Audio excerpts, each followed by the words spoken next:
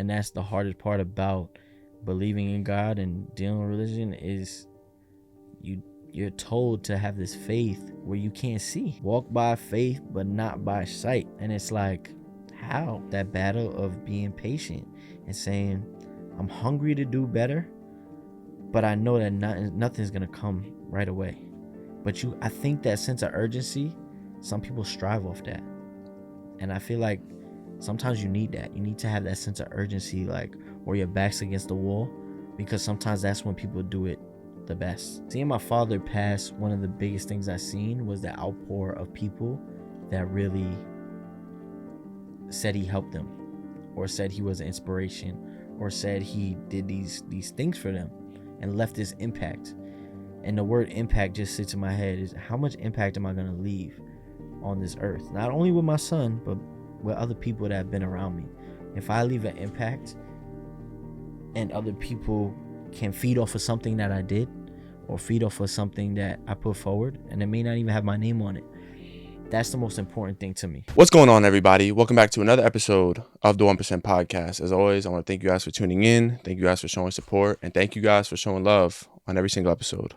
I have another guest with me today, Pat from Culture Shock. I don't know if you guys watched our episode, but he did an incredible job interviewing me, digging deeper into my life and kind of making me think about things that, truthfully, I've never thought about before and haven't really pondered on. And I believe that this episode, we are going to do the same. Pat, I want to thank you for coming on. Yeah, I appreciate being here, man. This is dope. Excited. So is this your first time being on the other side? Second time being on the other side. First time, it was dope. It was like an hour interview, but I feel like there's more things that I want to talk about, dig deep in. So I'm excited. I've seen your episodes before. Obviously, you've been on Culture Shock, so I know that you're going to have some really deep questions. I can't wait to see what you're going to ask. So I guess the thing that I was really fascinated by is culture and how important culture is to you. And I guess I would love to know what kind of sparked the inspiration to bringing culture together. So some days, sometimes in life, you don't really hear about it as much as you're growing up. But I really want to start it off with, why is culture so important to you? So just going back all the way to the beginning, it's like when I started a podcast, you got to have a name, in my opinion, in a podcast that pops and makes sense, that really is something that people are going to grasp to. So for me, it was one of those things, okay, what's the name I want to run with? Now, me growing up, obviously you look at me like, man, he's a white boy. Let's just be honest. You look at me, he's a white boy. But I've always been culture has always been a part of what I've grown up in. Different type of cultures, different type of environments. It's always been something that I've been blessed to be a part of. So for me, it was like that popped right off the head, because you always see, even on the internet or anywhere else, you always see people that are kind of, okay, we're only like-minded in this way. So for me, it's like, let me bring every type of culture there is out.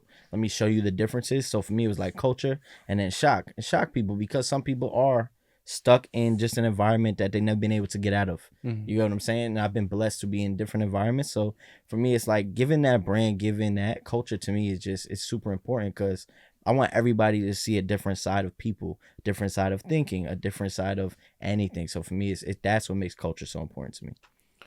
You mentioned briefly about growing up, in being white, obviously, and living in a different culture. What was kind of your upbringing like in terms of, because obviously when we talked, we never went all the way back to childhood or certain things that might have occurred in your life. For me to know more about you and for the audience to know more about you, what was kind of that upbringing like for you? So I'm Irish and Puerto Rican. So I had the Spanish side. My mom was the Spanish side. I grew up more around them. But the environment is different. Like my family, they don't really speak Spanish. My grandparents do. They straight from Puerto Rico. They speak Spanish all day long. But their kids, which one of them, my mom, they just spoke English. So that's the one thing I hate, is that I don't speak Spanish. So, there's been plenty of beautiful Spanish women that come up to me, they start talking. I'm like, no speaking. You know what I'm saying? So it's like one of those things. But growing up, I mean, I grew up in different, like I said, just different environments. I grew up in like the white side of the area that I was in, but I always I enjoyed playing basketball in the hood. I enjoyed doing things like that. I loved the diversity of my school. My school had every ethnicity you can think of. It was beautiful, and that I'm so happy for, because I know people within my family that went to like an all white school, or you know what I'm saying. And to me, it's like I want a mix of everything, and I've always gotten that. Like people that talk to me, they'd be like, you know, when I looked at you, I didn't expect you to be this way, and I guess it's a good and a bad thing. But it's also like, why? You know, you ask that question, why? But sometimes looks can be deceiving. You talk, or you start to talk to somebody, like, wow, you're completely different than what I expected. And I think that is from just my childhood and growing up. Did that make you feel a certain way? Kind of having that comment? Because to me, sometimes I get that comment a lot as well, where I guess people talk about like RPF or like resting bitch face and stuff like that, and when they see me, they think I'm a completely different person. Right. And then when they get to know me, kind of what you alluded to, they understand that, oh, you're completely different. And for me, sometimes I took that the wrong way, because I always felt like misunderstood in a sense, because they don't want to, they don't have any curiosity to get to know you. But then once they do, they understand that you're a completely different person than what their perception of you was. So for you, I guess, did you always kind of feel like the same feeling, like a little bit misunderstood in terms of getting people to you close that were trying to get to know you? I think so. You know what it is? I think it's like you trying to get your foot in the door. That's that feeling. Like I'm trying to get my foot in the door to these people's minds. And for me, it's like, okay, I automatically know they probably gonna think completely something different of me. All right, let me just be myself. One thing I love is that I've always been myself. I've never tried to be somebody else that I wasn't. I never tried to do that, the fit in thing. I've never tried to do that. I've always been myself, whether it's a little different than somebody else, whatever. But yeah, when I would meet somebody, it would be like, oh, you're a lot different. But one thing I would get a lot is like, I feel so comfortable with you. Like the way I speak to people and the way I like am just myself. I'm not guarded.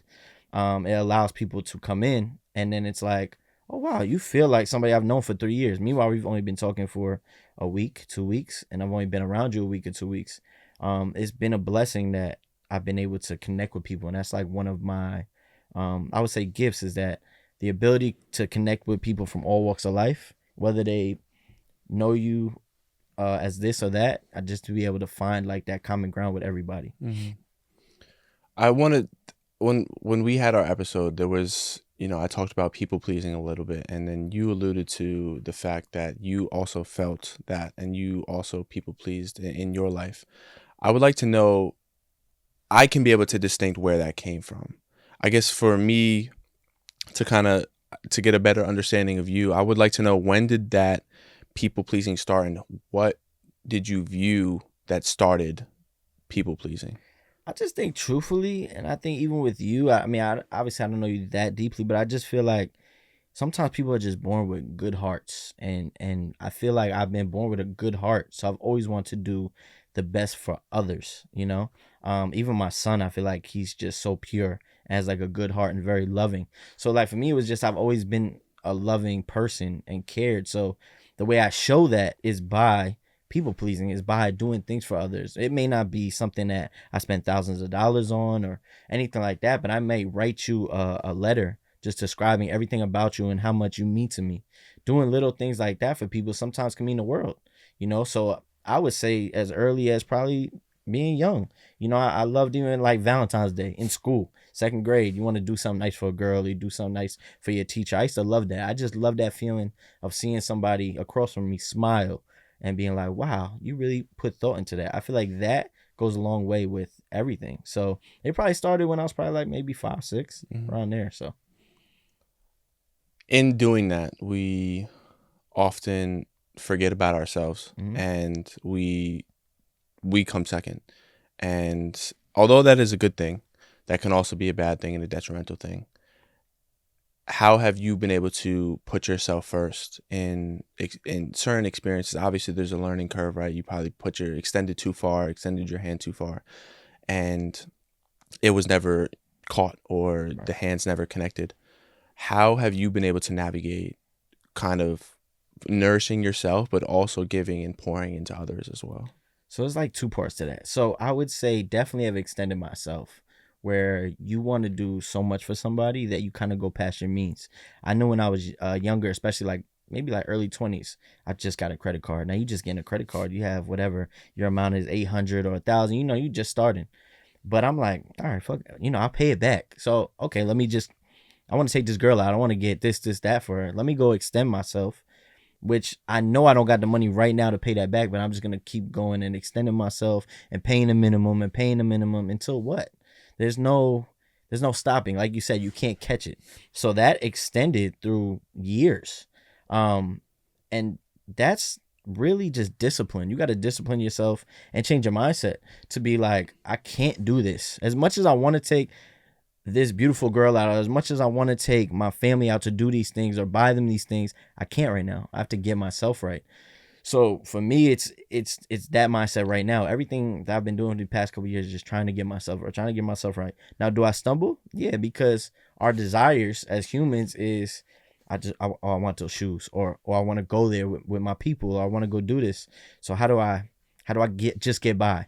And I've been just getting by for so many years of my life that eventually it wears you out. It makes you tired and you're exhausted. And I'm, going up to probably last year, I was exhausted. I'm like, bro, I'm in the water where I'm just staying afloat. And who wants to live like that? Nobody wants to live where you just afloat. And now it's for me, it's just it's time to change. Yeah. What was kind of that realization that came to it? Because sometimes we have to hit that place where we just need to change. What for you was that moment or that point in time? If you could take us through, like if I was a fly on the wall looking at you, what would that have been?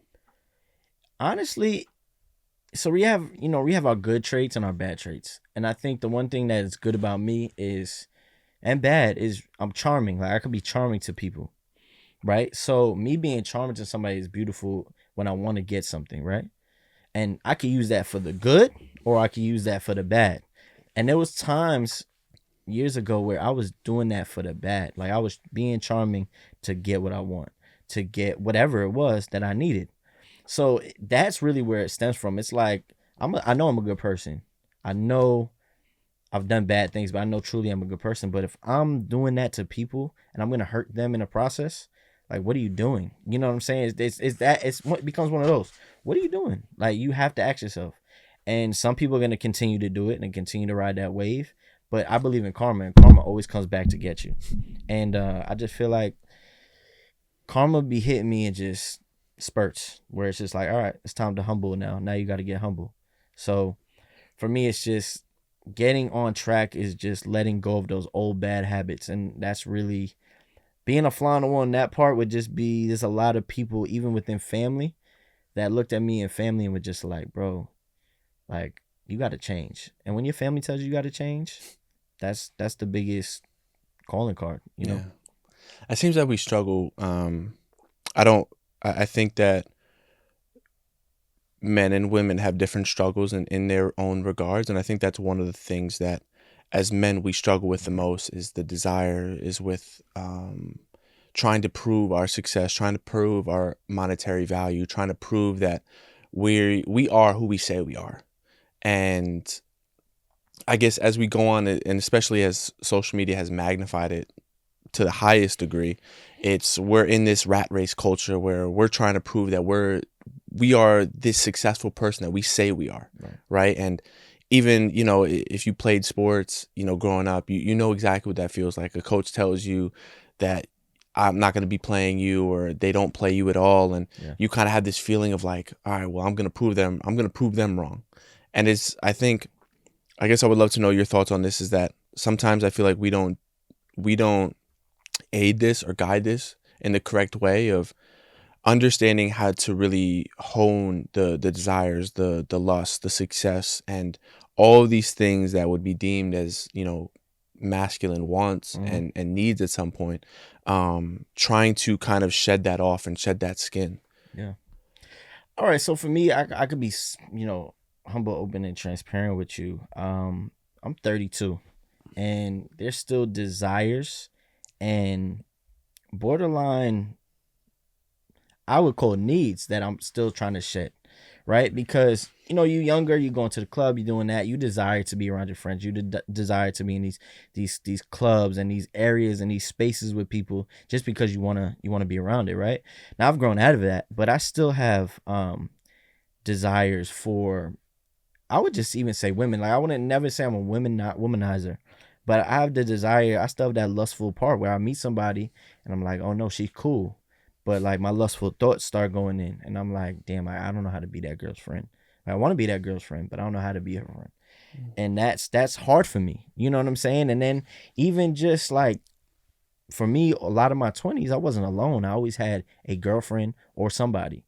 So now it's like I've tried to take at least 2 years to myself of just being strictly alone. And that's like the hardest thing because I was, frequently, if we be honest, I was having sex every day or 3 times a week, 4 times a week. We doing this all the time.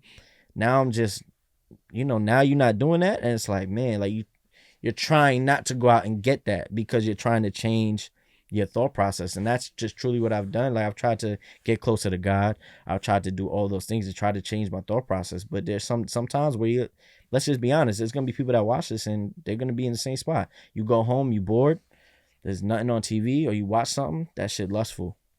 I'm gonna open my laptop. Let's just be honest. Like that's what we're doing. I'm gonna hit up so and so.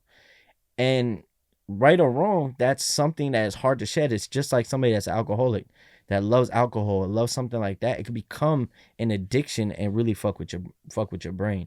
So for me, still to this day, as we talk about this stuff, there's still stuff that I'm trying to shed. So I can't even give you the full book of the answer. All I can tell you is, my relationship with God has gotten stronger. So it's just a matter of praying and praying and praying every single day and hoping to get to the spot that I want to be. Mm-hmm. I do want to go back to that because I do want to talk about the things that you've been doing in terms of the Bible study a little bit later. But there's something that you said that, you in the most of your 20s that you were in a relationship or you were associated with somebody and when I hear that and it tells me that, oh, is he running from something? Is there something he's not sitting with? Is there a feeling he's not sitting with? An emotion? Is he grieving something? Was there something that you were grieving with during those 20s that you did not want to sit with?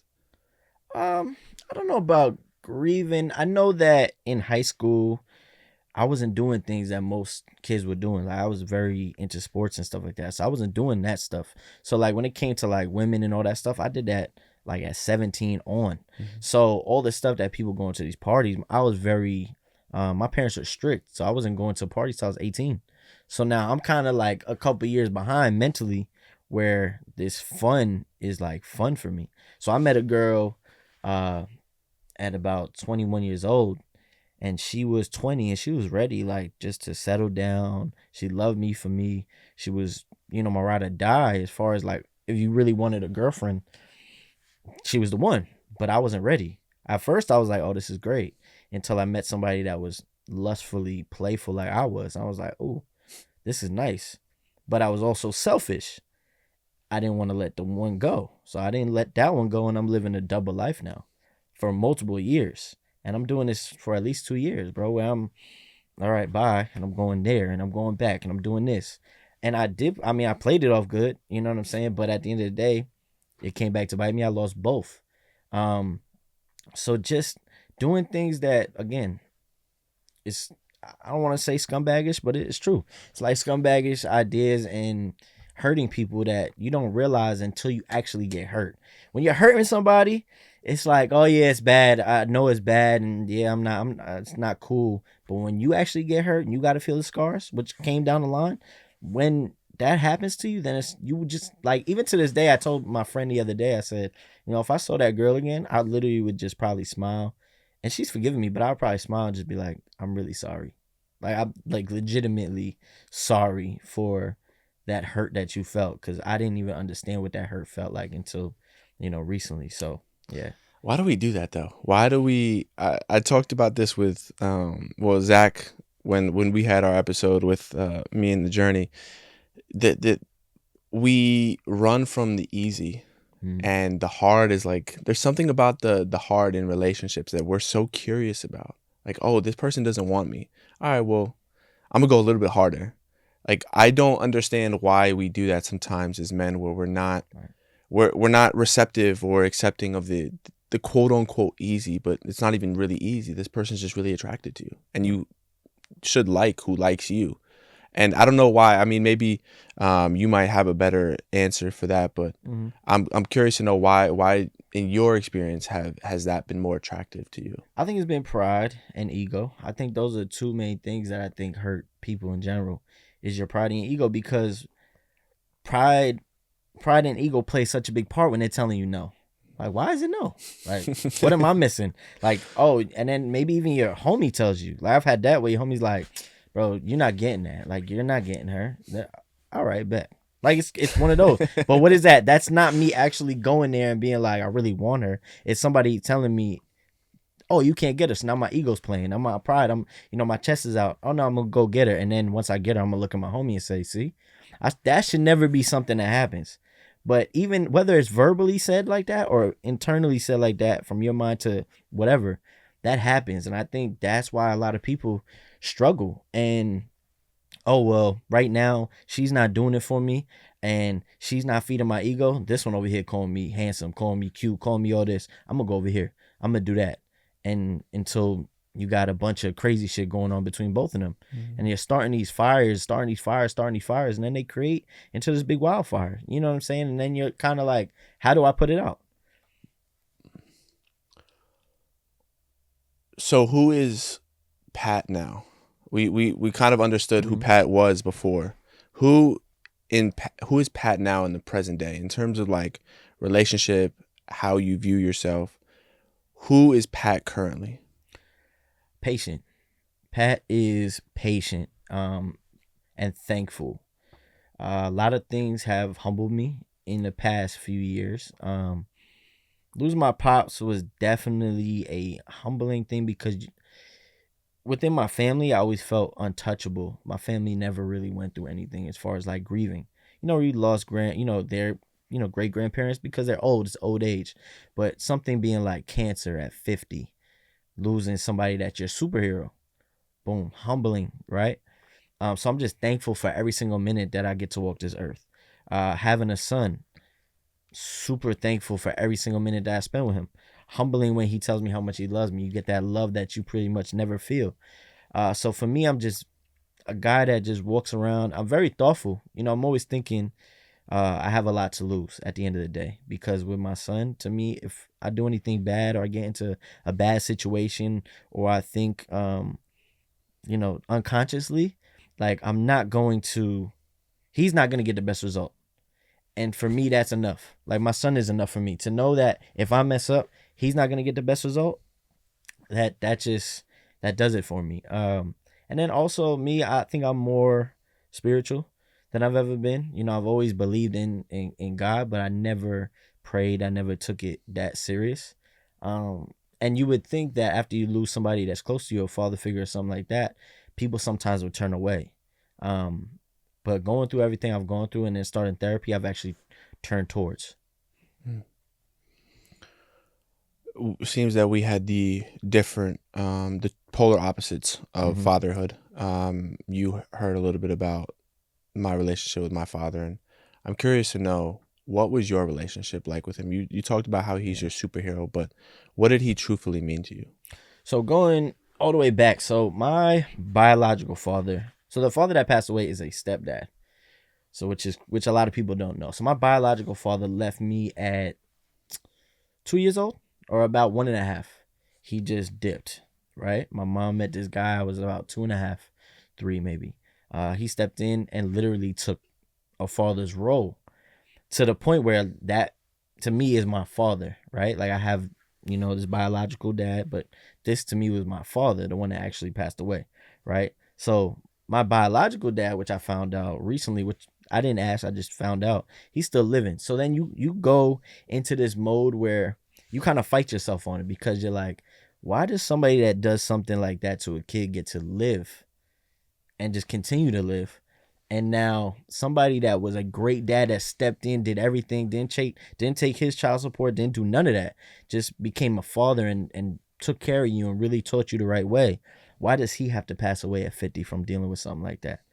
So that's something I battle with. And then going back to just your question in general, my father, he is everything to me, bro. Like, he taught me how to play sports.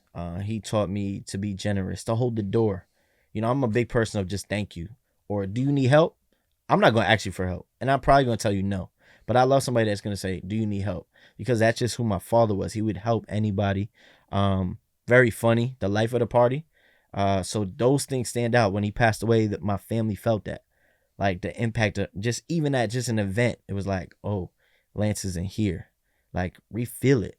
You know what I'm saying? And I've gotten compliments in a way of like saying, you know, you're not the same as your dad, but you bring a lot of life to the party, and you do honor him really well.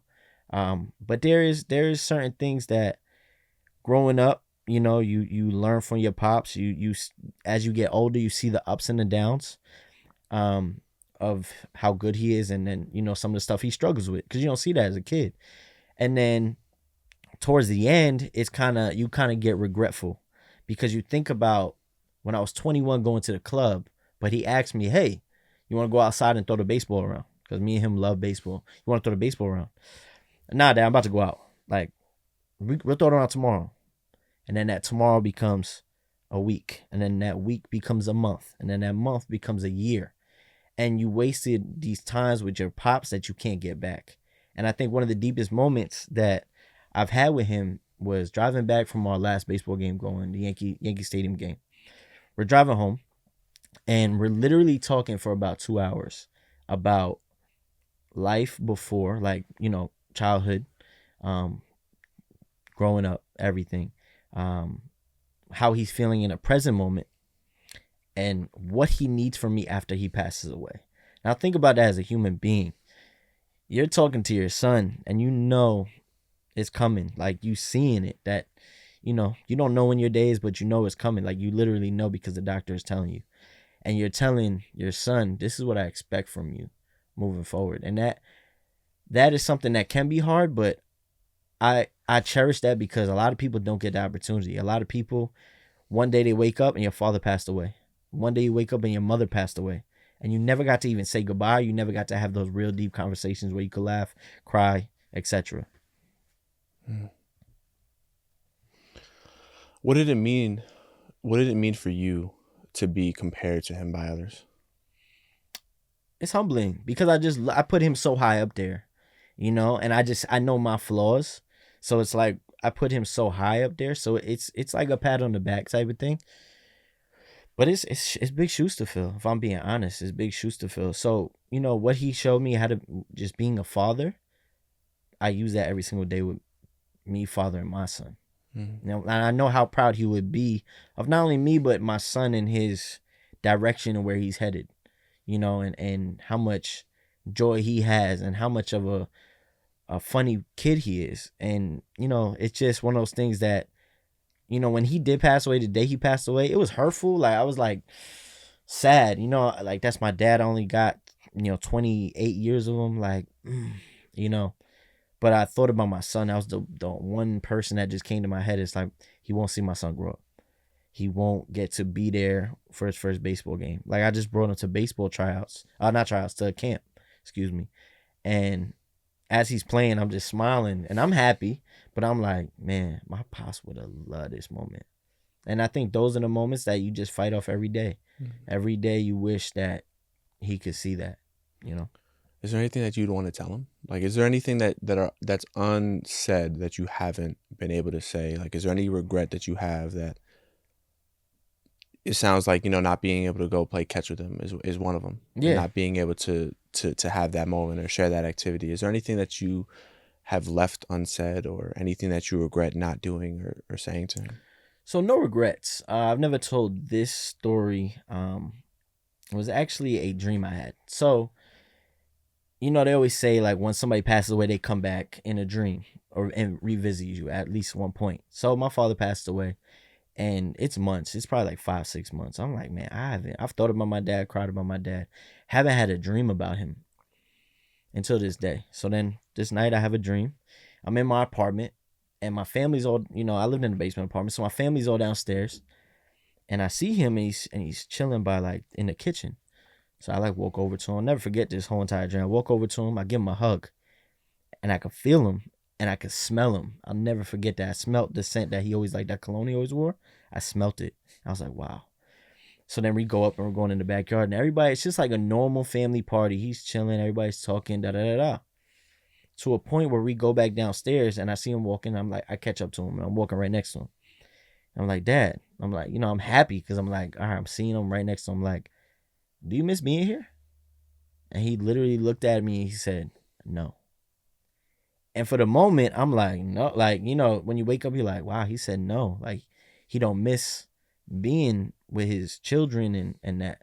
But when you really think about it, if you do believe in a higher power and stuff like that, they say like once you go there, once you go to heaven or anything like that, the amount of love, joy, and all the stuff that you don't feel here, you feel up there. And to me, that's what I got from that. It was like, I'm in such a better place than you even though it's hard for you to understand.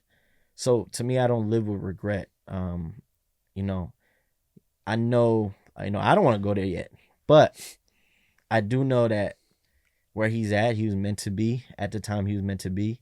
And I'm blessed to have had the moments that I've had, and I just got to make sure I pay that forward into people around me and my son around me. Mm. It's stories like these where you hear it's like very healing to hear that you have a great relationship with your dad, because it's, as somebody who experienced the opposite, and as I know other people that have experienced the opposite,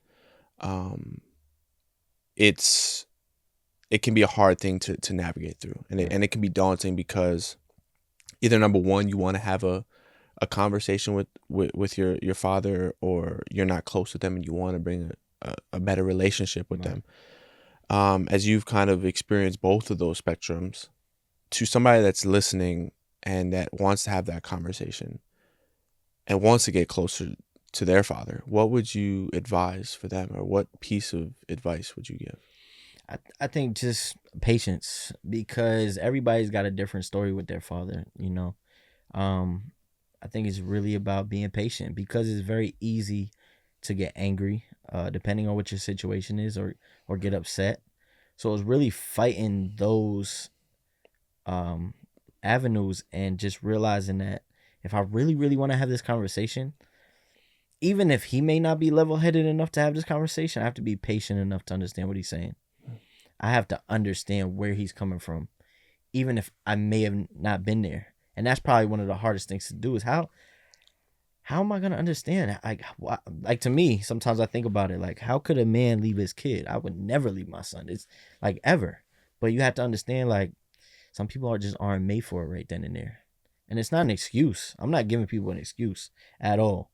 But every human is different. We all tick different. We all think different. And, I do feel bad for people that don't have that relationship with their father. It's tough, but I would just say patience and listen. Don't listen to then answer. Just listen and absorb it and really think about it, really filter it. And even if it doesn't make sense, just find a way, find an avenue to somehow meet them in the middle, so that you can have a level-headed conversation. You talked about patience twice this podcast. How do and I can I was able to feel it during our interview, and I can feel it now. It's such a thing that we emphasize and we want to work on, right? But we don't know how to, or we can't gain an understanding within ourselves, or a kind of like woo-saw within ourselves to be able to be patient with others. How have you been able to become so patient? Well, I mean, I'm just saying it for, the new school kids and shit, but crashing out, right? That's like, oh my God, I'm about to crash out. Like, that's the new cool thing, new thing to say. But to me, it's like, we make a lot of bad decisions by not thinking things through. And it could even be something that we think is positive, or something that we think is good, and we didn't rationalize, like, we didn't think about it. Like, I really like that girl, but she has so many red flags, so many. But damn, that ass fat. I gotta go. Right? Like, that's really sometimes how we're not thinking straight. And you have to be patient when things are thrown at you, even bad stuff. Like, there'll be friends or former friends, or maybe a girl, or maybe family, that will try to ignite this flame in you. They know how to piss you off. They know how to get to you. I'm sure you've been to a family party, you've been to a party, and you're like, oh, I don't even want to talk to that person. Oh, I know when they say one thing to me, it's just gonna set me off. It's really finding yourself in a place of peace or knowing how to navigate that. As soon as they set me off, all right, maybe I'll walk away. Or as soon as they set me off, maybe I'll say, all right, I know that they go through X, Y, and Z.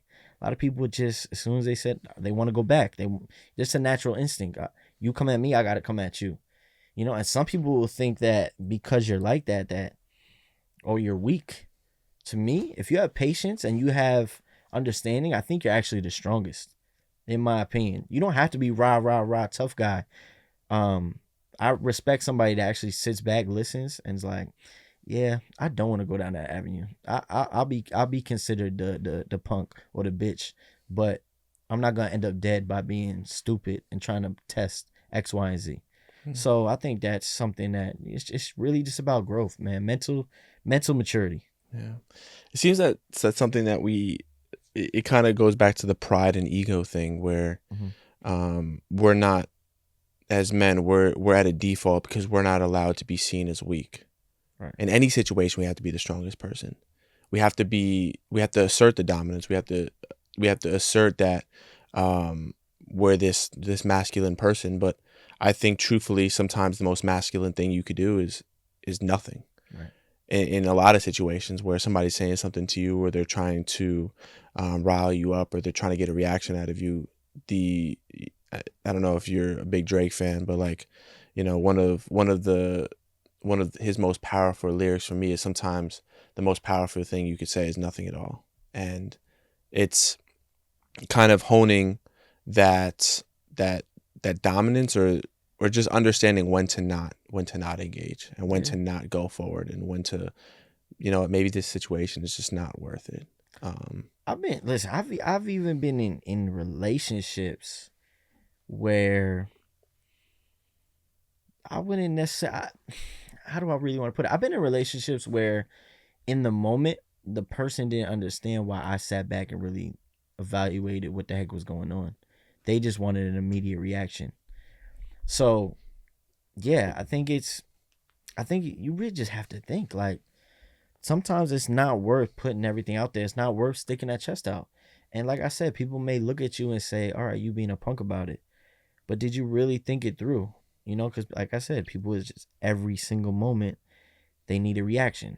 I mean, even if you look at social media, every single thing they put up, they need a reaction. If they talk shit about you, they expect somebody right underneath to write back.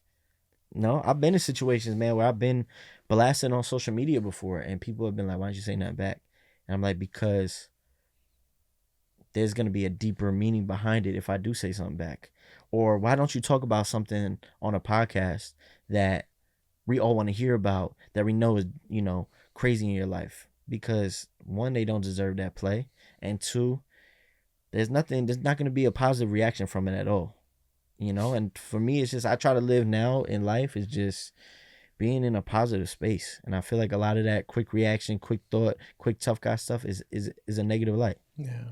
It's very like toxic masculinity in a way. Mm-hmm. I know that's such like a pop culture term now, but it's such a thing that we push onto, the younger generation, onto either each one of ourselves, where we either pretend that we're this person or we are this person. And I just think that we've kind of led these people astray, where this is how you have to react, or this is how you have to be. Like, I hate those videos where this is what a man should be doing, in terms of like, this is how you have to be. You have to be unavailable. You have to portray that you're this busy person, or you have to not respond at all. But like, I don't know, I guess my definition of what masculinity has changed so much. And I thought that for me, I was less of a man in certain situations and certain points in my life. But I think I've came to the ultimate acceptance of like who I am as a person. Right. And I think that to me is what masculinity is coming to yourself as an ultimate acceptance, being assertive, obviously, when you need to, and having that balance. But not many people can get to that space, and it's hard for them to get to that space. Exactly. And I even think with like ego, and I'm sure we've all been here. I think everybody's been here. I'm sure you've been here too, women and men. And it's the simplest, maybe funny to some. You ever been maybe on a phone scrolling or been in a club and you see this beautiful girl, you see this handsome man, right? And for us, it's like, she's dating that guy? And that's just, all that is ego and pride. You like, I know I look better than that guy. She's dating that guy. And that's just a sign of, for one, to me, it's immaturity. But it's also that masculinity, like, oh no, like, I'm going to still go talk to her because she's dating somebody that's skinny and he don't look strong at all and he's ugly. Let me go talk to her. Like, you know what I'm saying? It's something that maybe people don't always see, but it, to me, I've seen it so many times. I've been a person that's done it, and I've also seen so many times that people will test you all the time just based on them thinking they the stronger, tougher one. Yeah.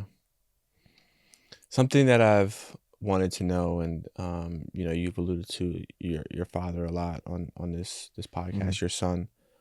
What has becoming a father? What have you learned about yourself in that endeavor? And also, has there been any grace or kind of like, I can understand you now, Dad, where maybe when you were a kid, whatever it may be, you horsed around, whatever it is. Have you had that moment where it's like, I understand you now? And what has being, I guess it's a two-part question. We'll go with what has being a father, what has that meant to you? Not only to your personal development, but like your understanding of life. I think one of the biggest things I give my father grace on it's simple, it's little, but like with my parents, it used to be like a little fight between them because I knew if I wanted to do like a sleepover or go somewhere or do something, ask my mom. My mom was the one. She was the one that was gonna be like, yeah, at everything. But my dad was like, no, like this doesn't make sense. Like it's not a good idea. So I would always go to my mom. So now I'm that dad that like my son's like, can we have a sleepover? Can we do this? Can we do that? And most of the time, like, yeah, but sometimes I would think to my dad and I'm like, I understand now. Cause it's like, no, I'm not trying to be around all these kids and like this is a headache and all this other stuff. So that, those little things I definitely see, with my son being 6. And then just being a dad is just the love.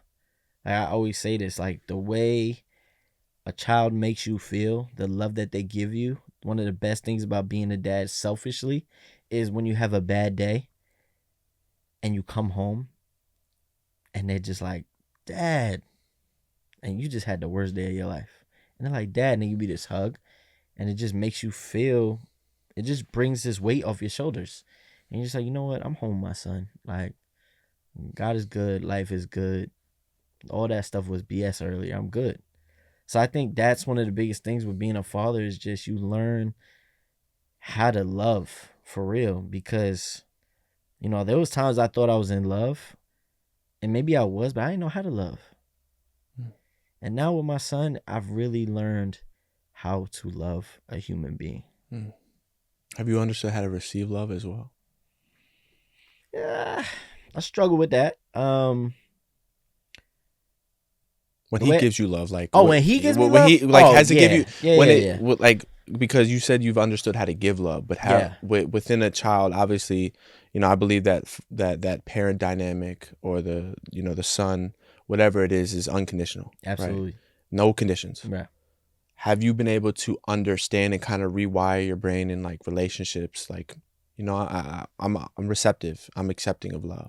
Yeah, I think more than ever, for receiving love from him is super easy. Like I feel like I said, it's unconditional. It's genuine. I think when you go into the dating world, sometimes we have like this wall up, and we're expecting something to go wrong, or we expect something isn't genuine that they're telling us because it's happened before we've gotten played or replayed somebody. So we kind of understand there's this game within the game. So for as adult wise.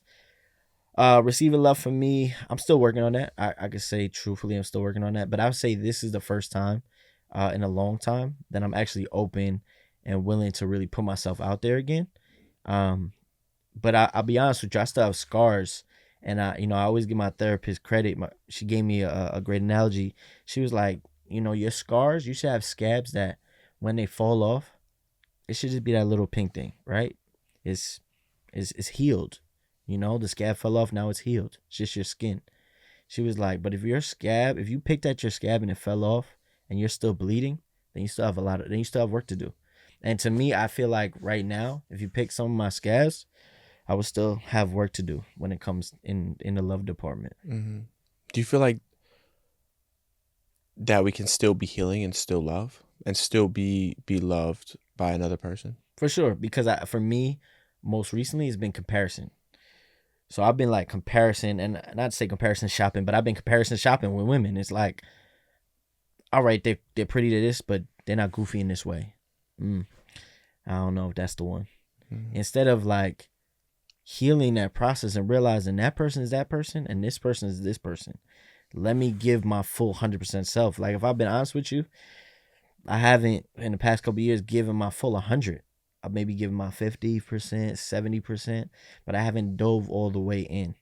Or like I'll try and then something just throws me off, and I'm like, and I'm constantly questioning myself, like, what am I doing? Until you just realize you're trying to compare to something that, for one, didn't work, and for two, you loved it, but is that really your true love? Like, it's not. So stop comparing, and start just loving for who the person is. Because at the end of the day, you know as well as I know, we're not gonna love everything about a person, and they're not gonna love everything about us.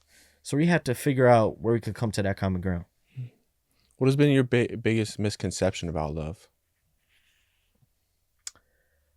Biggest misconception, I would say that I thought love would be easy once you're in love, and I know that sounds so silly, but I really thought that. Like, I thought like once I love somebody and they truly love me, that it would just be this fun. It would be this fun. We would grow. Yeah, we would argue, but I don't like to argue in general. So I'd be like, we're not gonna argue that much. It's not gonna be people that try to get in between. Like, this is love. Is gonna be love. It's gonna be dope. Like, I always imagined that. I was like, it's gonna be dope. But it's not true. Love is really tough, and seeing people that have had successful marriages within my family, always tell me, like, you go through these ups and downs, but you fight and you stick it out, and yeah, I think the biggest misconception for me was that love was actually going to be easy. And yeah, it's sometimes been hell. I think that's the biggest. Yeah, I would agree on that. I think that's the biggest misconception about love, is that we believe it's this easy thing. Yeah. And we've been misled and misguided by all the movies that we see, how our perception is supposed to be of love and all of these things.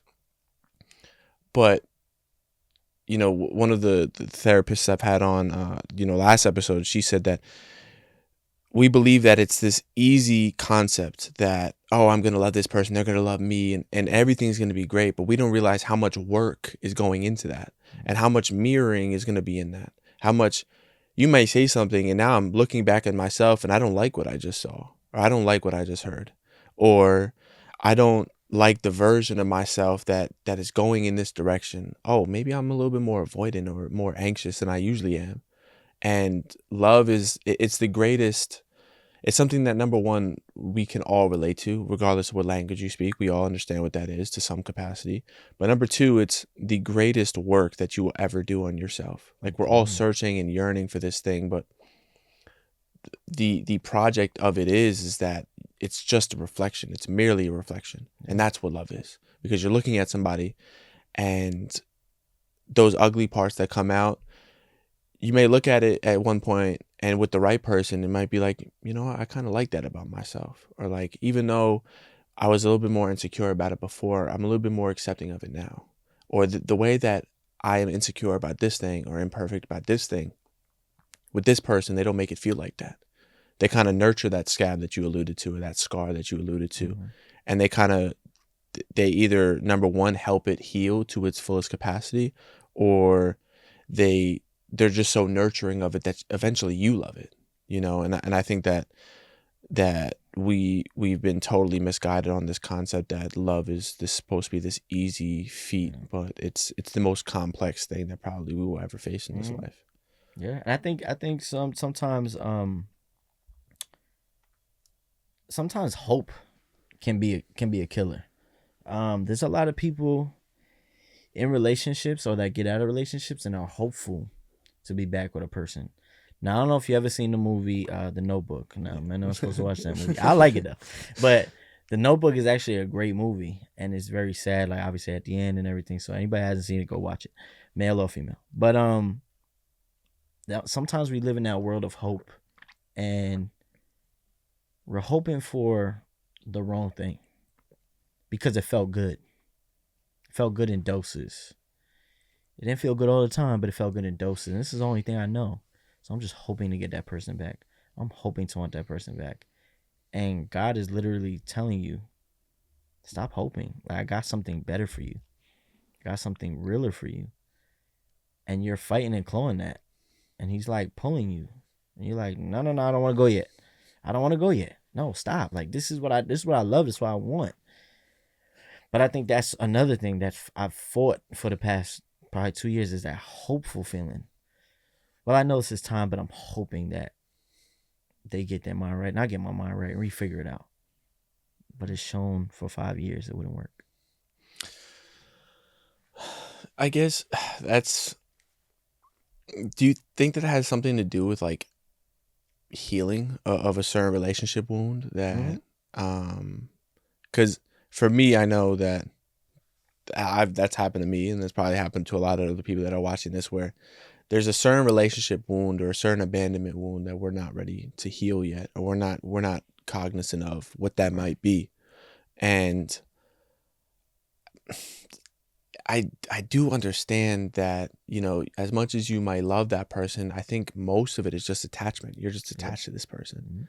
You don't really, I don't know if you really love them. I think you're just attached to this person, that feeling that they give you, the love that they give you. But I guess in the Notebook, that's a great example of like how attached that person could be, or how one is willing to go above and beyond for this unhealed wound that's still prevalent. Because this is one thing, is your book may be written, right? But mine isn't in that chapter. So you might have a relationship and your girl or your ex-girlfriend has written that book. She's written that into that chapter and she's closed it. But your book on the other side has no closure to it. You still want to write something at the end. You still want to end this on a note that you want to end it on. So that book is still cracked open. And I think that is one of the things, is close that book. How do I write that ending and then close that book? Because until you close that book, you're going to forever stare at that page. And we just don't want to, sometimes we just don't want to close that. We just don't want to close it for whatever reason. It's, I don't know. I wonder about that a lot, because not only have I been in a situation like that, but I've also seen other people in a situation like that. And it's so much easier. And I think what we fail to understand and show compassion and empathy towards that person, because when we're looking at it from another point of view, we're kind of like, it's obvious, it's blatantly obvious what you should be doing. Right. But when you're in it, it's this completely different feeling. It's a completely different thing where you know what you should be doing, but you're not, for whatever reason that is. But you're still continuing and involving yourself into it, and you know that that is pushing you to an end that you don't want to go to, or a person is creating a person that you don't want to be, but still involving ourselves in that and still ruminating in that, and the hope. I think that's, I don't think I could have put that any better. The hope of what could be, and I truthfully believe that it's kind of like part of the movies that we've watched, or the things that we've seen, or the relationship things. How do you get your ex back, or all these things that you see on like social media. But I guess the best part to ask yourself is like, do you want this person because of the love that you have, or because you're attached to them? And I think that's a good question to maybe ask oneself when they're kind of going throughout this process. But then also, like, a part of me goes, and I'd love to know your thoughts on this, is like, if you still want that person, have you really grown? It's a good one. Like, have you really done self-reflection enough to be like, this person wasn't really good for me? Yeah, that's a really good question, because I think I can only speak for me. I know for me, I only selfishly want parts of that person back. So like the goofy side, the friendship side, the laughable side, the personal side, I want back. But they always say like, you don't ever want to date the female version or the male version of you, Mhm. because then you're gonna get exposed. And that's who that person was for me, is they were the female version of me. And that's what made it awesome. When it was great, it was great. But then when they did something sly, you knew it, because you could do the same sly stuff. And yeah, I don't know. That's a great question. That's a poll question right there. For real, because have you grown? Man, that's a tough one. Because like I said, part of me just wants like not half of the person, but certain qualities the person brought. And then some of me is like, man, if they ever acted that way again, or we ever gotten that, I could walk away. But then you ask the question again, could you really walk away? So it's Yeah. like this endless cycle and swirl that you're going down. In my own life, I've realized that, and the reason why I pose that question is because that's been something that I've not only asked myself, but I faced and understood that maybe I didn't grow. You know, because if you have, I feel like if you have grown and you have moved past the relationship, or you have moved on in your personal development, you'd understand that this person was not good for you at all. You guys were two completely polar opposites. You weren't remotely half of the person that you wanted to be, and this person didn't promote the person that you wanted to be, or didn't encourage the person that you wanted to be. So you'd understand, well, why would I want to be with this person anyways? Right. If I'm not becoming the best version of myself, and they're not becoming the best version of themselves while we're in this dynamic.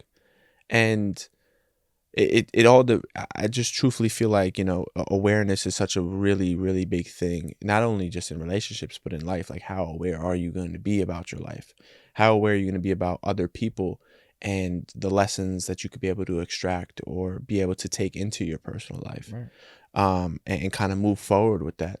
But that's just something that, when we were having that conversation, that dialogue, that kind of struck it for me, at least. Right. But I know one thing that I want to pivot here, and one thing that I know and have been very curious about is not only religion, but like faith, right? Like God itself. As I believe it's such an incredibly subjective thing to each person. I've been very curious, and I don't know, one of my best friends, his name is Matt, has always been, when I would have a conversation with him, he'd be like, it's not ironic that you've been having conversations about God lately. And for me, it's been something that I've been trying to understand and trying to believe in. And it's not to say that I don't believe it. I would consider myself like agnostic right now. I'm trying to figure out my way. Right. But I've been having more conversations about it as of late. And I don't believe that's a coincidence. Do you believe that in today's society, we live in a godless or a faithless society? I don't. I actually don't, because what I'm starting to see in the past, I would say 2 years, is God being pushed to the forefront.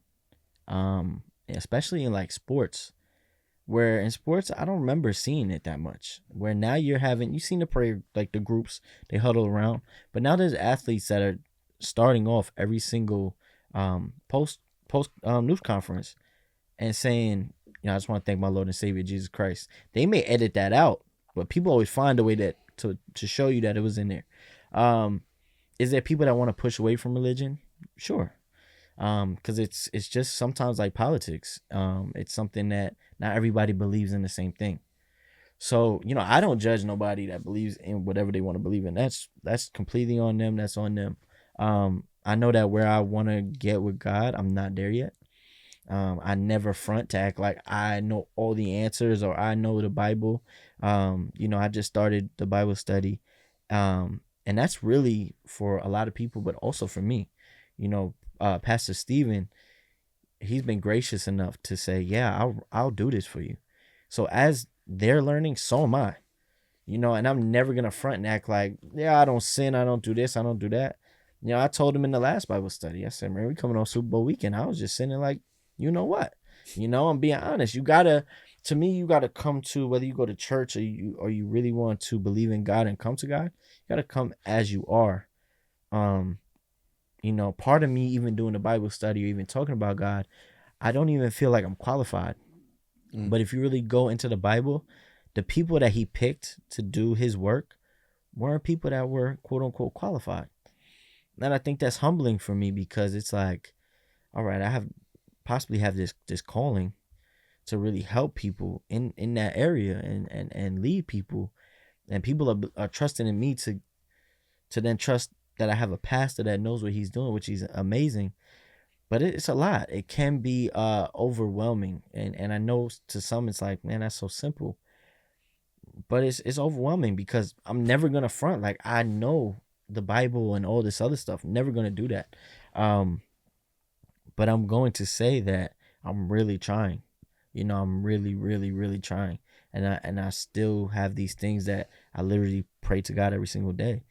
How do I break um these things where it's just a constant cycle? How do I get better? Talk to me, like, help me. And it's something that at first, if you don't hear him, he's gonna speak through others.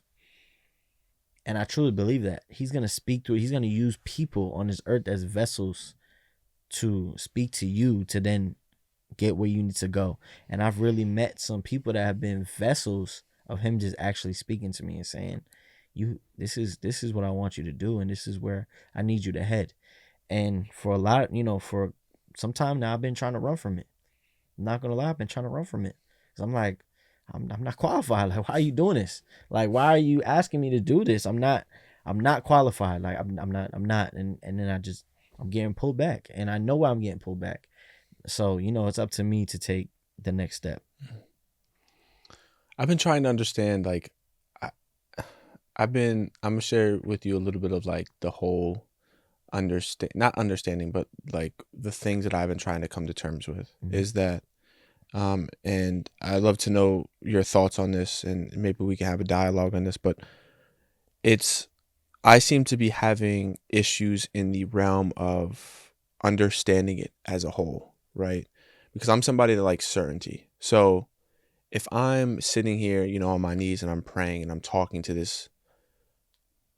if I'm talking to God, there's no communication back. I can't hear nothing.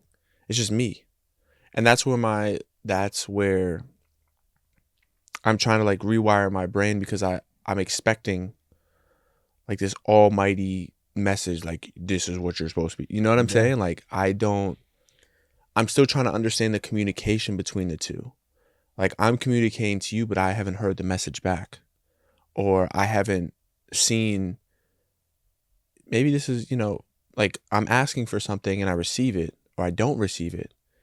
And it's, how do you know you're still on your purpose?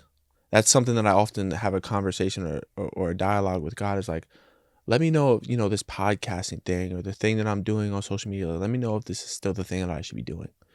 And oftentimes I don't hear that message back. Right. And that kind of creates there's no tangible, valuable evidence that's like, you know what, you should be still doing this. I think for that is I mean, it's great. The way you put it is great. And yeah, I'm gonna be honest. It's sometimes, like I said, especially in the beginning, where I didn't hear anything.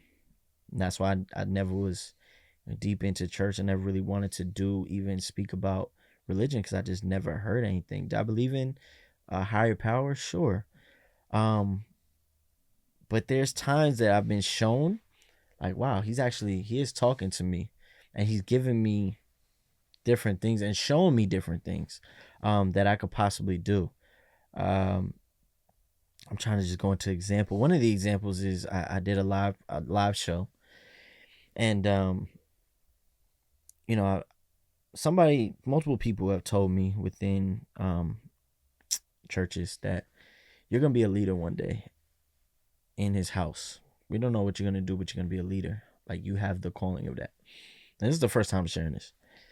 So that's a little like, what the heck y'all talking about? And then one of my biggest fears is speaking in front of a bunch of people. I could do this camera stuff all day. It's not a lot of people in here. But if you told me to go on the stage, I'm nervous as heck. So we did a live show. They had a whole bunch of different podcasters up, and I was with my team. And I'm nervous the whole time. the whole time. I got my whole thing written out. I know what we're gonna do. I know we're gonna get the fans in it. I drank a whole bottle of Don Julio. No lie, my brother. The whole bottle of Don Julio. Pretty much by myself. I didn't feel a thing. I didn't feel a thing. We get up on stage. Start a little nervous. But then this sense of like calm just came over me. And I was like, all right. Do my intro. Ladies, how you doing? Boom, hear it in my ear. Confidence. Fellas, how you doing? Boom, hear it in my ear. Confidence. And then after that, it was just like, I could do this. Mm-hmm. I could do this. And that made to somebody be like, that's nothing. But to me, it made me question, like, was that for my podcast or was that for something that I'm being called to do that he's letting me know to do? Mm-hmm. Even this Bible study stuff. God, if you seek his kingdom, right?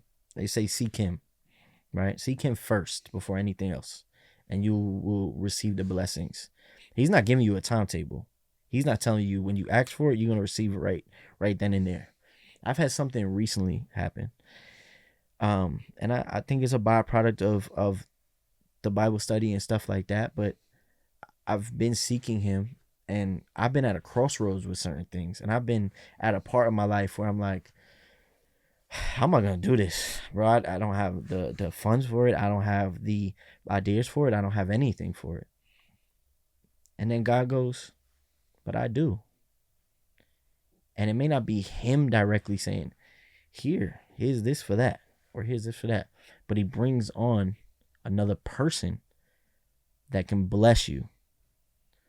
So for me, just speaking to you, you may be in a question right now of, is this podcasting for me? But it may or may not. But God is going to give you a sign eventually. If you really if you really believe and really put your effort into getting to know him, he's going to give you signs of things he wants. And also, he's going to take away things that you want. And that's the hardest part, is he's going to take and strip you of things that you want and you desire and you love and you care about, but he knows isn't good for you and he knows isn't going to be there for you. He strips it away. And it may hurt for the moment, but over time, it honestly changes your mind and your thought and everything. That's such an interesting point of view and perspective, because it's not that, I mean, you know, there are days where it's like, you know, I know this is the thing that I should be doing, but there's also the other days where, you know, sometimes God is working hard, but the devil is working harder, where Always. that, you know, the voice is like, you know, is it? You know, you're putting all this effort in or all this work in, and, you know, you're coming to the studio, you're editing, you're doing all these things by yourself, and, you know, is this the thing? I'm still waiting for the pop, right? Mm-hmm. I'm still waiting for the whole mosaic to be right in front of me. Right. And I struggle with that, you know, a lot, truthfully. Is I just struggle with that self-doubt, you know, and not only the self-doubt, but I'm seeking, and I'm trying to ask questions, and I'm trying to, you know, build this relationship, but I just don't see the tangible evidence yet. I just don't see it all unfolding right in front of me. And, you know, like those conversations that I've had, you know, with my friend Matt, and, you know, this conversation is kind of making me understand that, you know, the first part is, what you're telling me is that the first part is seeking God. So I'm going to go out and seek. Clearly I've been seeking because I've been having more conversations around this subject. Before you finish, just one question. Yeah. Do you have faith? That's the thing. You could seek, but also think to yourself, like, do I really have faith that something's going to show up for me?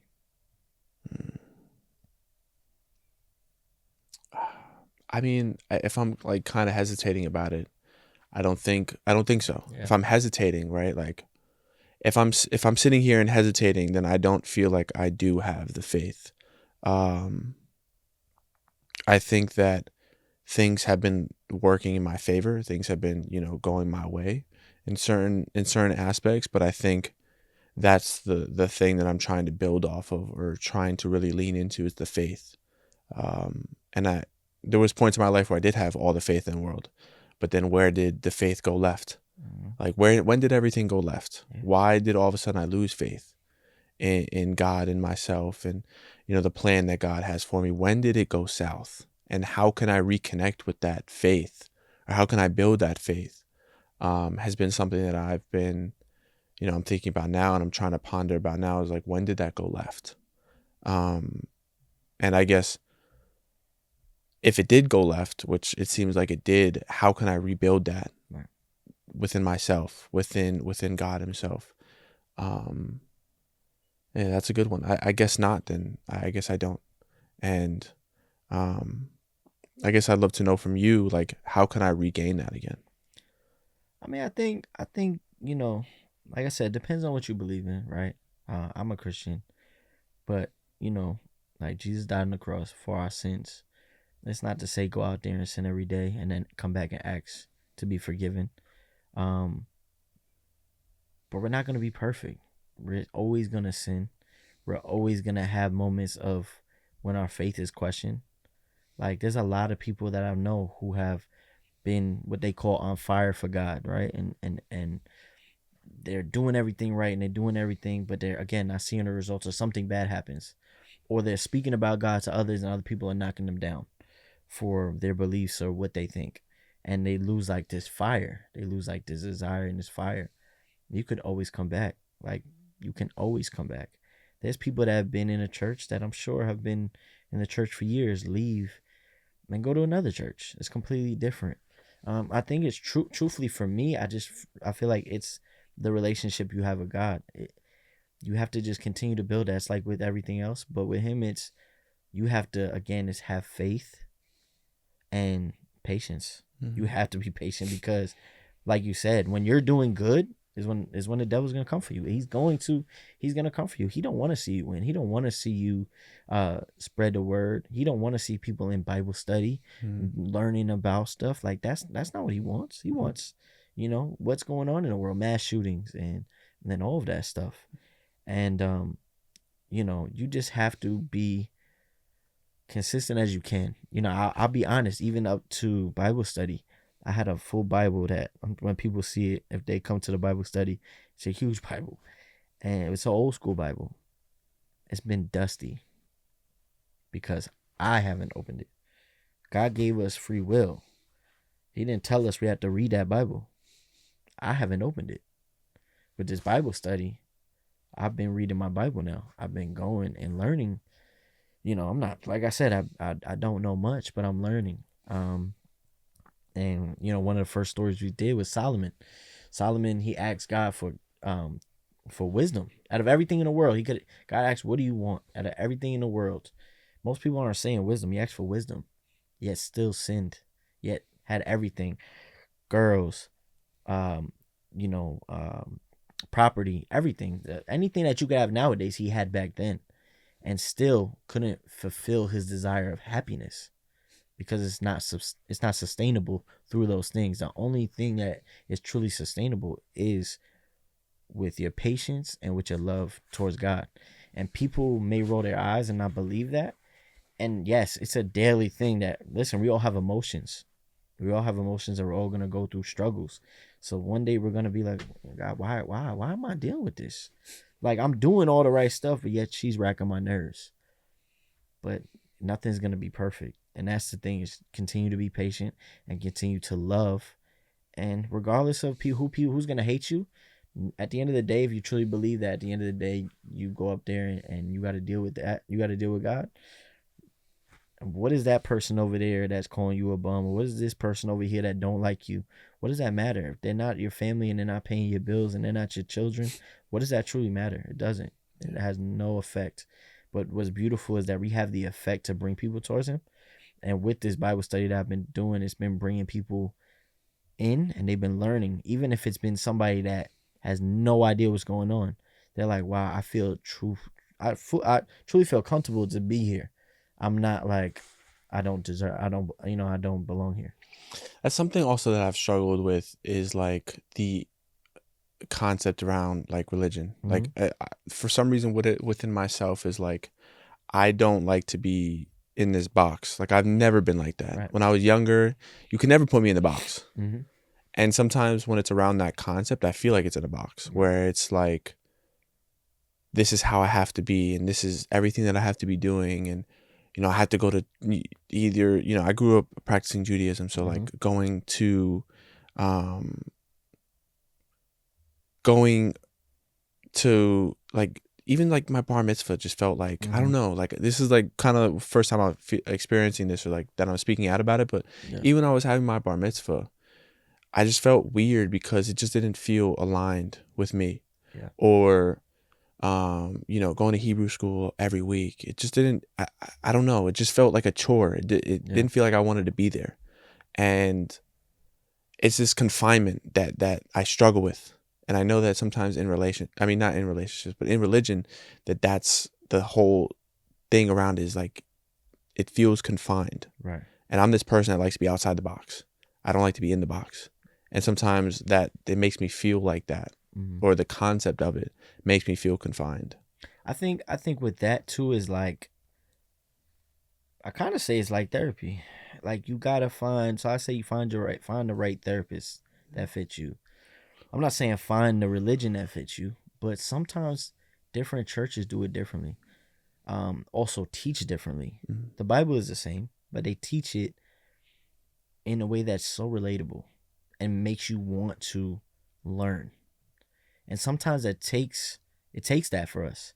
For me, I grew up in a church that people speaking in tongues, people are falling on the floor. God, the pastor's yelling if you're gay or anything like that, you're going to hell, like screaming this, right? Like this scary type of tone. It just never sat with me. I was just like, this church's not doing it for me. It's just not my style. Pastor Michael Todd, got a little bit more swag. He's a little bit more of a swag pastor. He's younger. He's like 30 something. I want to say 37. But he talks from the Bible, but then brings it into the terms of nowadays. He also brings a little bit of joke and humor. So it's like, oh yeah, I relate to that. Oh, who was that? That's Solomon? Or that was, oh, okay. All right.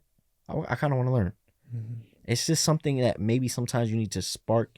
It needs to just spark your interest. And it's true. It could be a chore. That's how I felt going to church when I was young. Like, this is a chore. I'm getting up at Sunday. I'd be like, Mom, I don't really want to go. Like, my mom's like, you got to go. I'm like, no, I don't want to. But it's true. It could become a chore. So for me, I was blessed by my ex. She put me on to Michael Todd. I watched a couple. I was like, it's all right. Until I fully really locked in. I was like, oh, I like this. Wow, I really like this. And now, Pastor Steven is a good friend of mine, and he teaches a little different, but he has a very calming nature to him where, again, you don't feel like you're getting crucified. You don't feel like, well, you don't know this, get out. Or you think like this and you think you're in a box, well, you're not doing it right and you're sinful and God's not going to love you because you don't want to be in a box. No, he's going to be like, all right, go ahead, get out that box, go explore. But when you come back, here's something that you should read. And that sometimes those little things for people, those little details, those little feelings that they feel can make you want to explore God and the Bible differently. And I think that's, for me personally, that's what's helped me, was seeing a pastor that was kind of like me in a way, but knew so much more. Is that how you believe we can create a better warmth around like religion, is making it not so crucifixion or condemning another person, in order to have them believe in this or have them kind of understand it in a certain way that could be applicable to everybody? I think so. And like I said, I came into this past Wednesday's Bible study, and before we even really opened up, I said, hey, I hope everybody's doing well. I said, Pastor, listen, I'm coming in here, I'm greasy. I done sinned the whole weekend. I'm out here, listen, I'm, so you gotta, in a way, sometimes, like I said, you gotta make people feel like it's okay. Like, again, we are human. Like, we're not gonna know everything. We're not gonna be able to sometimes be able to fight the temptation. Listen, there's still a lot of temptations that get me. My cousin that's here, you know what I'm saying? He'll send me some things. It's like, discernment, right? Like temptations, discernment. Nah, don't want to look at that. But then you're just scrolling in general on a TikTok or on a, what do you call, you like, man, that's my type. Oh my gosh, she look good. All right, let me put this down. You know, but it sits there and it's like that all of the time. And that's for me. But then there's other people that love alcohol. There's other people that love drugs. There's other people that, what do you call it, and still want to be on fire for God. It's something that they got to bring to him and ask and pray that it could eventually be stripped away. Now, look, I'm telling you this and I still have these issues and I'm still having faith that it will be stripped away from me eventually. You know, I'm not sitting here saying, but why? Why am I still looking at this? Why am I still searching things in my search board on my computer? Why am I still sitting on a video on Instagram that I know I shouldn't be looking at? I have to do the work personally, but I'm also gonna still have faith and pray. I guess after, hearing all this and it's making me realize maybe I do have faith, but I think it's like selective faith, right? Like I think that, and I bet a lot of people can struggle with this, but I have selective faith, where it's something will happen in my life, and as my friend Matt puts it, there's no other way it could have happened, but God did that. Nobody else could have done this, but God. And that's when I have the selective faith, is when something astronomical happens in my life, that occurs in my life, or something happens, whatever, a certain interview or a certain opportunity comes my way that I didn't have before. And it's like, you're here. But then it's like this weird thing where when things aren't happening in my life, I start to wonder, did you go away? Did you abandon me? Are you not there anymore? Where are you? Where did you go? And that's when the doubt comes into play, is when things that aren't miraculous happening in my life, or things that, blessing after blessing after blessing aren't happening. That's when I choose to look away from God. Yeah. Is that you just did something so great. You opened up a door for me, but now I feel like the next 40 doors are closed. And where did you go? And I'm seeking you and I'm trying to find you, but you're still not there. I think that's when I struggle with God the most, is that I do have faith, but I think it's selective. I don't always have it, but there are times where I do have it, because there's no other explanation but God did that. But in that moment you see it, correct? Like when you saying you have that faith is because you just seen that miraculous thing happen. You just seen that interview happen that you didn't think would happen. Yeah. I think that's one of the biggest things, is you're seeing it, so now it's like, okay, it's positive. And all these other doors that are closed, he closed them for a reason. Those doors ain't closed because you wasn't good enough. Those doors didn't close because you wasn't meant to have them. Those doors are closed because he's protecting you from something. There's a door, and there's multiple doors that are going to open for you that you don't see. And that's the hardest part about believing in God and dealing with religion, is you're told to have this faith where you can't see, where you're, walk by faith but not by sight, right? And it's like, how can I do that? Like, how could you tell me to leave this job that I'm making a ton of money and go do this and go serve you in this way? Like, how? I never seen you. How do I trust you? How can I leave this city and go to another city and I have nobody there? But this is something you told me to do. This is an opportunity that you gave me. How do I do it? I'm scared. And again, that goes into faith. We don't see it. And it's scary. I'm still scared. Like I said, I still try to run from a calling that I feel like God's calling me to. I'm doing it little by little. I'm chipping away at it, but I'm not fully kicking in the door like he's telling me to. And listen, I'm right here with you, bro. I struggle with the same thing. Like I said, I'm never a person that's going to sit here and be like, I got all the answers. I know the answers. You follow God. God is the number one. Da, da, da. I'm never going to be that preachy person. But I will say that I've seen some things that just popped up because I've put my right foot forward towards him. And I think the biggest, I relate to that so much. And then also too is that I've mentioned my friend Matt so much in this episode. He better watch this damn episode because how much times I mentioned him. But he keeps telling me, or keeps reinforcing to me that God is aligned with my purpose in some way. And it's not his way of saying, oh, like you should become a pastor, but he believes that God is involved in whatever I'm doing and how much people I could be able to reach in terms of like if I was to just talk about God, or if I was to go in this lane, or I was to go in this way, and I think that's the most frustrating thing, is because if he's seeing it, right, and maybe other people are seeing it, but I don't see it, it doesn't even matter.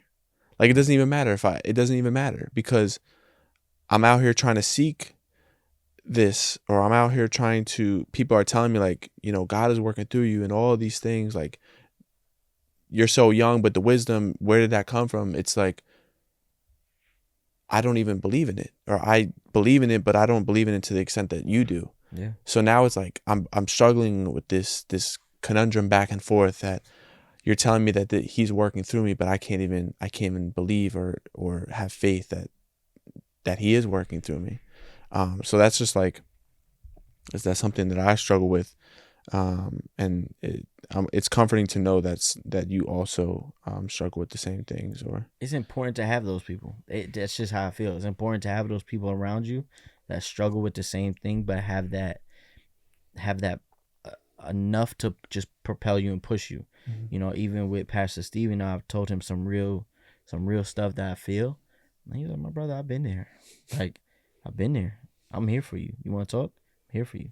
And those little words are super important. And then the little things of helping people. I don't know how you feel. I'm sure you love helping people, but like having a Bible study, it's like, okay, it's a lot different from what I've been doing with my podcast. And it's like, who's gonna show up? You have that feeling sometimes. Like, is anybody gonna show up? And you see people show up. It's like, oh, okay, cool. But then you're seeing people write notes and send them to you, just random people. And then you have people saying, oh yeah, I told my friend about this. We're gonna pull up. Like, it's that saying, tell a friend to tell a friend, but it's really doing that. And I've had people within the first, I've only been doing it for 2 weeks.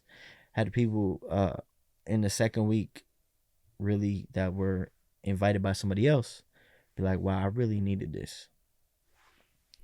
And to me, it's like, again, this is not on me. This is not me, but it is God working through me, and me given a platform to then do God's work. And I think that is what we got to do. We got to get out of our selfish behavior of just being like, well, what is it going to do to benefit me?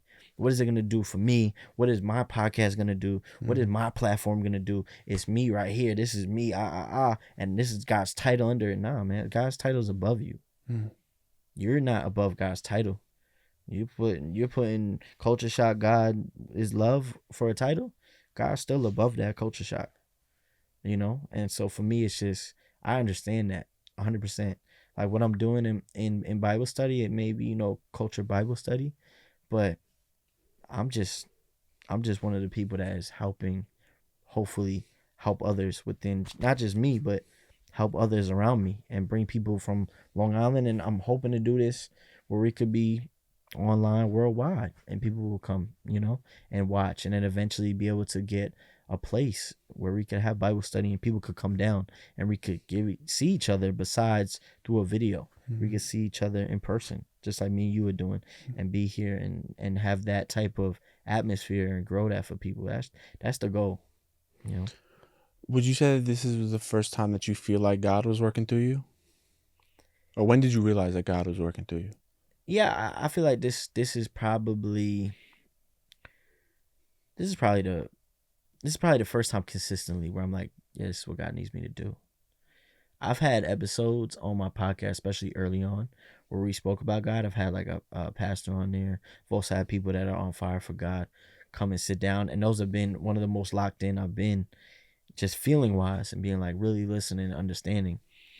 But this with the Bible study, it, like I said, is kind of on me because I have to make sure I'm consistent at showing up every Wednesday. And I'm consistent and making sure I have the live streams going and sending it out to certain people and inviting people and being authentic. And then it's also a responsibility that people also look at you and try to look at your wisdom and ask you for questions. I've had people hit me up directly in my DMs and just be like, listen, I'm going through XYZ. I've watched your podcast. I see you have wisdom. Can you help me? And that's tough because I'm still trying to figure stuff out. I'm not married. I don't, I'm single, So you're asking me about certain things relationship wise, or you ask me certain things with God wise, and it's like, okay, I'll try, But again, you just gotta be as confident as you can be, and just also let people know, like, listen, I don't have all the answers, but I'll give you as much as I can. Mm. Why haven't you been able to maintain relationships? Like, have you realized something in yourself or in the relationship dynamic that you kind of understood that, oh man, this is why I can't keep this relationship, or like I can't maintain the relationship?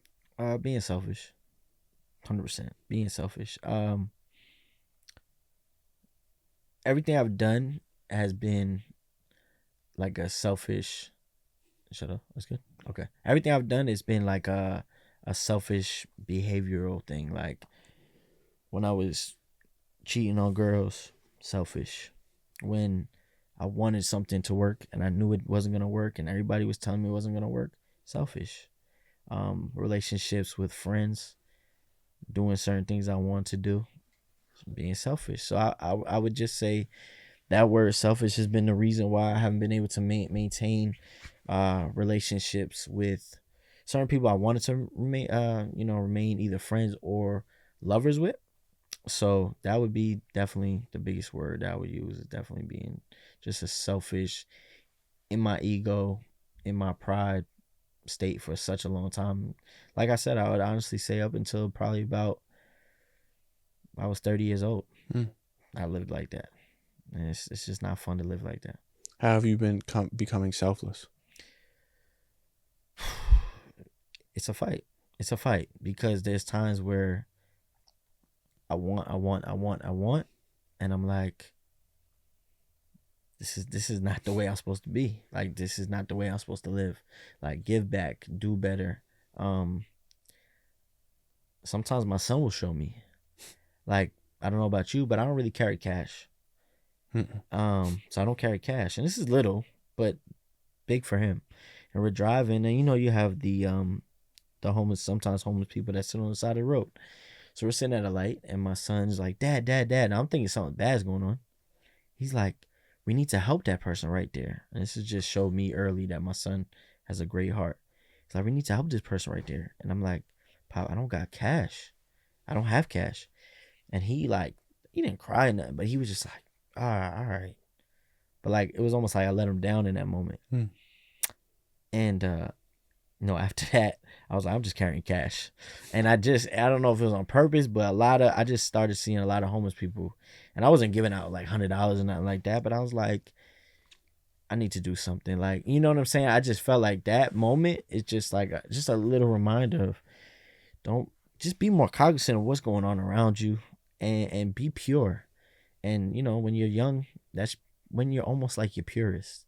It's before you dealt with depression. It's before you dealt with anxiety. It's before you dealt with sadness. It's before you dealt with loss. So when you're really, really young is when and I'm trying to get back to that state, at least, of being as cleansed as I can, as like, not, okay, when a girl does something, well, that's because she's this why. Or when another human being does something, well, that's because you're bitter. No, like, it's time to just go back to the basics and just pay attention to what's around you. As you said that you are 30, 32, you've and experiencing your 20s and now early on in your 30s, what's something that you've thought was important in your 20s that you really kind of understood wasn't as important once you got into your 30s? A story that I tell, I don't know if I ever told it on the pod, probably have. An OG that I knew, he was actually 32 at the time. I was 21, and I was just chasing girls. I had a job, but I was just chasing girls left and right. I was just being a hoe, to be honest. And he looked at me, he said, man, listen, bro, like, I'm with you, because I love women too. He told me, he's like, I'm with you. He was like, but they're going to be there. He was like, get what you got to get. Get your money up. Get your business started. Get what you got to get. and all that stuff is gonna be there. And to me, I was like, nah, this is the most important thing in my life right now. I love this. Like, I love women. I love the chase. I love all of that. I love being in my ego. But he told me that, and I'll never forget that, even to this day. Because at first it was a regret for like a lot of my 20s. When I thought back, I'm like, I just never listened to that guy. And he told me straight up, get established first, and these women will be here. And he wasn't wrong. It's 100% right. So what I thought was important in my 20s wasn't at all. And I wouldn't say I'm paying for it now, but I had sometimes look back and say, man, I could be a lot further if I just listened. But again, then you go back to God and you say, this is where I'm supposed to be, and just help lead me to where I'm supposed to go. Do you feel like most people are scared about becoming in their 30s because they feel like they're getting older? And something that you've started, the podcast, the Bible study now, do you ever feel like there's a deadline on when you want things to be coming into fruition? Like they say, Gary Vee is one of my biggest inspirations. He says it's never too late to start anything. And regardless of how old you are, you could be 45 and you could start. You've seen Tom Ford or Henry Ford, I believe it is. The KFC, they started it later in their career. Do you ever feel like there's a sense of like existential pressure that as I get closer to 40 or in my 30s, that there needs to be a timeline that things need to start working out? So I think that can be created from outside stuff. I think social media is a killer for that, because you see people that are your age doing certain things and you're like, I want to be there. Why am I not there? Or maybe something you even love in podcasting. You see podcasts, and it's no disrespect to them, but you feel like they don't have the substance that yours does. Why am I not there? And that could start this clock. And then also having a child, not a son, daughter, whatever. You have to support them. You have to do things that make money, or else they're not gonna eat. You have to do things that's gonna make you money, or you're not gonna eat. So yeah, when you're doing a podcast that ain't making money right now, you're like, well, how the heck do I make money out of this? How do I continue to do this passion, this love, but it's not making no money, because you need money to live, really. So yeah, that clock does run, and again, it's that battle of being patient and saying, I'm hungry to do better, but I know that nothing's gonna come right away. But I think that sense of urgency, some people strive off that. And I feel like sometimes you need that. You need to have that sense of urgency, like, or your back's against the wall, because sometimes that's when people do it the best. Like when their back is fully against that wall. Some people, when they're comfortable, they'll just sit there and sit there and sit there, and 10 years go by and 20 years go by and they're still there. For me personally, I need my back against the wall. Sometimes, like, when I'm just sitting there, I'm like, I'm so comfortable here, I don't want to take the next step. And taking the next step is so important and so pivotal in life. You have to keep moving. It's like when they say old people, they die because they stop moving. Like, you ever see those 90-year-old people and you're like, wow, how the heck they 90? And the God, they're just constantly moving. They're still moving bricks and doing this because they didn't stop moving. And I feel like that's something I tell myself every day. Don't stop moving. Don't stop moving. Don't stop moving. Because I can get stagnant. So, yeah, I think the clock is there. It sits in my head. But I battle it every single day. As we talked about a bunch of things on this podcast, the last question I have for you, or one thing that I kind of want to know, is I really sit in my bed late at night and wonder about, like, what is this whole thing for? Like, what is the meaning of life? Like, what is the meaning of existence? And I'm curious to know, like, what have you gathered about your own life, other people's lives, that you are kind of like, well, this is the meaning of life, or this is the meaning of existence? I thought life is about me. Not gonna lie. I think a lot of people do think life is just about them. Life is about what you put on, what you put for others. Seeing my father pass, one of the biggest things I seen was the outpour of people that really said he helped them, or said he was an inspiration, or said he did these things for them and left this impact. And the word impact just sits in my head is how much impact am I going to leave on this earth? Not only with my son, but with other people that have been around me. Now, we don't know everybody in this that's ever lived. There's a billion people on this earth, right? And there's a lot of important people that may not be celebrities, but they left an impact. And I think if I leave an impact and other people can feed off of something that I did or feed off of something that I put forward, and it may not even have my name on it, that's the most important thing to me. That's the most important thing to me. And then I would also say, just on a personal note, what my son thinks of me, far beyond when I'm gone, that's important to me. Well, on that note, I wanted to say thank you for coming on. This is a blessing, brother. I appreciate you for being here, for sharing, your wisdom, your knowledge, your experiences, and having the conversation that you did with me, and just from a non-judgmental point of view, and just kind of having a human conversation. Mm-hmm. So I appreciate you for coming on. Where can the people find the Culture Shock? Where can they find you? I'll let you promote the socials that you got. So you can find everything is Culture Shock NY. You can find it on YouTube, Instagram, anywhere you get your podcast. Bible study is every Wednesday, 8 p.m. On YouTube Live. Also StreamYard. So StreamYard is something that people use for almost like a Skype, right? Or stuff like that. And what's beautiful about that is on YouTube Live, you can only watch. But with this StreamYard, you could actually sign in. You don't got to create an account. You just got to create a name. You come up, your screen could be on or not, and I could bring you up if you want to come up. Now, I had somebody on last week. He came up, and he didn't say nothing right away. And then towards the end, he wanted to be involved. And that's what we want. We want people to be themselves, come up. You don't got to be involved. You can sit there with your camera off. Your name could be right there, and we'll continue to talk.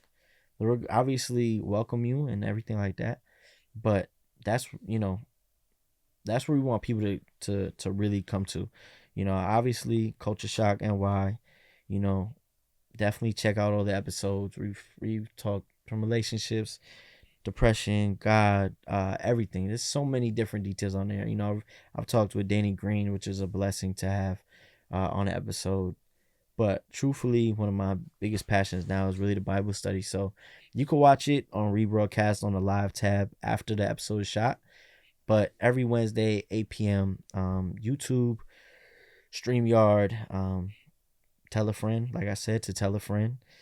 Come, listen. If it's not for you, that's fine. If it's for you, more than welcome to come back every week. We just continue to want to grow this and also grow the podcast. And, like I said, I'm appreciative that you even asked me to do this. Of course. Your platform is dope. It's amazing. And you have a great insight. Even questions are beautifully put. And, I just appreciate you, bro. Thank you. Thank you again. Definitely won't be the last time you'll be on here. Looking forward to more collaborations in the future. Everybody listening, thank you guys for tuning in. Thank you guys for showing support. Pat, thank you again.